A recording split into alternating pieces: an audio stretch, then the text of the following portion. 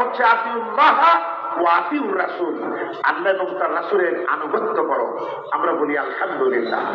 এভাবে যদি চলতে পারি, আপনি নামাজ পড়লেও ইবাদত হবে, নামাজ বাদ দিলেও ইবাদত হবে, রোজা রাখলেও ইবাদত হবে, রোজা বাদ দিলেও ইবাদত হবে। লোকেরা চিন্তা করছে বেনামাজিরা এরকম হুজুরের দাওয়াত দেওয়া উচিত। বন্ধুগণ, ভালো করে শুনুন, বিষয়টা হলো আল্লাহ এবং রাসূলের আনুগত্য। আল্লাহ পাক কি 24 ঘন্টা নামাজ পড়তে বলেছেন নাকি আমাদের?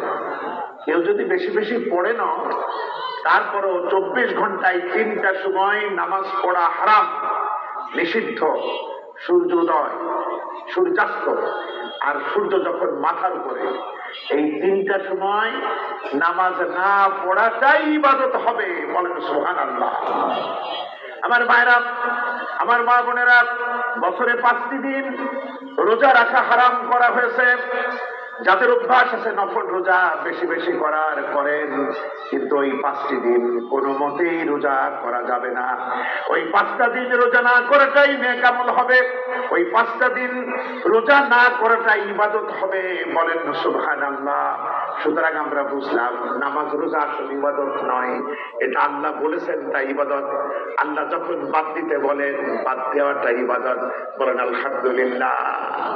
বন্ধুরা, এইভাবে আমল করতে হবে, সবসময় খেয়াল করতে হবে এ ব্যাপারে আল্লাহ কি বলেছেন, এ ব্যাপারে নবীজি কি বলেছেন, কিভাবে এটা করতে বলেছেন, এইটা আমাদের ঠিক করে নিতে হবে, তাহলে আমাদের কাজে আসবে। আচ্ছা, এখন আমি আপনাদের সাথে নিয়ে কি পড়লাম?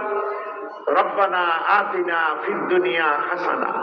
হে আমাদের রব, তুমি আমাদের দুনিয়ায় কি দাও? কল্যাণ দাও।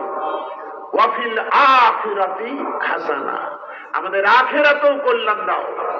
ওয়াকিনা আযাবান নার, আমাদের জাহান্নামের পীড়াদায়ক আযাব থেকে আমাদের বাঁচাও।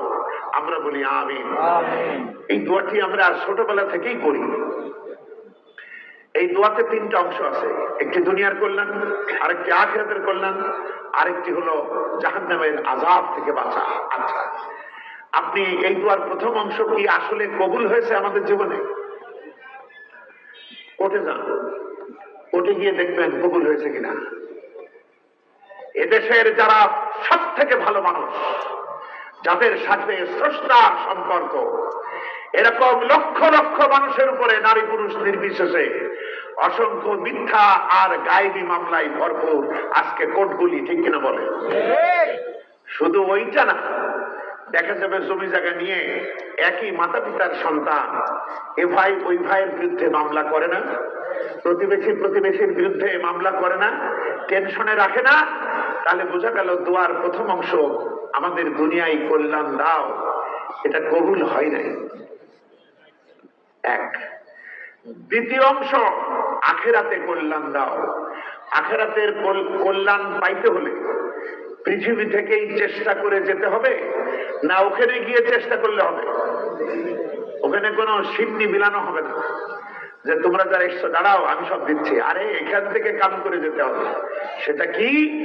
যারা এই দুনিয়ায় খেলাফতের দায়িত্ব পালন করবে, আল্লাহ পাক আপন হাতে তাদের জান্নাত সাজাবেন। সুবহানাল্লাহ। কোরআনে কারীমে সূরা কাসাস এর 83 নম্বর আয়াত, তিলকা দারুল আখিরাতু নাজআলুহা লিল্লাযিনা লা ইউরিদুনা উলুমান ফিল আরদি ওয়ালা ফাসাদা ওয়াল আকিবাতু লিল মুত্তাকিন।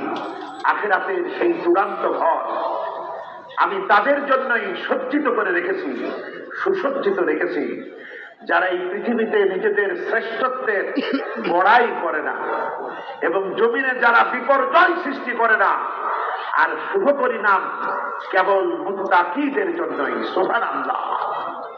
বন্ধুগণ, সাহাবীদের জীবনে তারা দুনিয়াতেও কল্যাণ পাইছে এবং তাদের জন্য আখিরাতেও কল্যাণ, ঠিক কিনা বলেন? আমরা দুনিয়াতে পাইনি, আমরা এখনো কল্যাণ পাইনি। কল্যাণ যারে বলে, আমাদের সুন্দর ঘর বাড়ি, কত সুন্দর সুন্দর কিছু কিছু বাড়ি দেখতে, এবং সামনে সুন্দর নাম স্বপ্ন নিয়ে, এরকম কত মায়াময় নাম, কত ভালোবাসা দিয়ে তৈরি নাম, কিন্তু খোঁজ দিলে দেখা যাবে এই সুসজ্জিত ঘরের ভিতরে জাহান্নামের আগুন জ্বলছে, ঠিক কিনা বলে? কারণ আমরা আজকে ডিজিটাল সবকিছুতে আমরা সহজেই জাহান্নামের ভিসা পাইতে পারি, আবার এই মোবাইলকে ব্যবহার করে সহজেই জান্নাতের ভিসাও পাইতে পারি। সারা বিশ্বের সেরা সেরা কোরআন তেলাওয়াত এখানে থাকতে পারে, আবার বহু গায়িকা নায়িকা তাদের সমস্ত লারালাপ্পা সেটাও এখানে থাকতে পারে। আমরা যে তাকওয়ার কথা বলি বন্ধুগণ, আমরা যে বলি আমি মুত্তাকি অথবা অমুক মুত্তাকি, বন্ধুগণ আমি একটা এই জামানায় নতুন একটা সংজ্ঞা তৈরি করেছি। আসলে নতুন না, এটা ইসলাম যতটুকু বুঝেছি সেখান থেকেই করেছি। সেটা কি? প্রকৃত মুত্তাকি আপনি সেদিন হবেন যেদিন আপনার চোখে গায়িকা নায়িকা মডেলিং এরা বিশ্ব সুন্দরী হবে না, বরং বাড়িতে যে আপনার হয়ে আছে ওই মহিলাটা যে আপনার স্ত্রী, সেই হবে আপনার চোখে বিশ্ব সুন্দরী। সেই দিন আপনি মুত্তাকি। আপনার কি একমত?